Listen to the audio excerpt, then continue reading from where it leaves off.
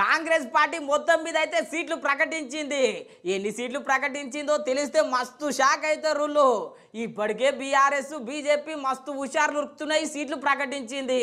ఇక కాంగ్రెస్ పార్టీ జరత సప్పగా ఉన్నది అనుకోండి. ఇక మరి గత తక్కువ సీట్లు ప్రకటించింది.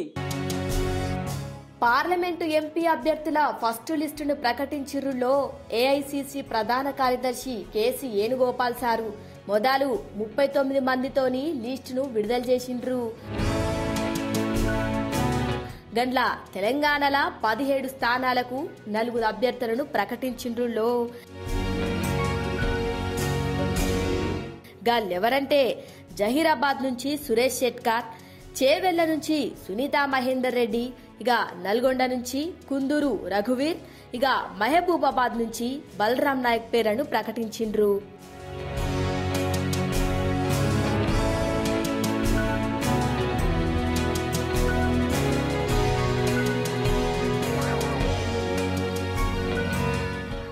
అటెనక గెలుపు అవకాశాలను ఆధారంగా చేసుకునే సీట్లను కేటాయించుకొచ్చినామనుకొచ్చిండు కేసీ వేణుగోపాల్ సారు. లోక్సభల మెజార్టీ స్థానాలను గెలవటమే లక్ష్యమనుకొచ్చిండు. చూడాలే మరి ఎన్ని మెజార్టీ స్థానాలను గెలుస్తారో ఏమో మరి.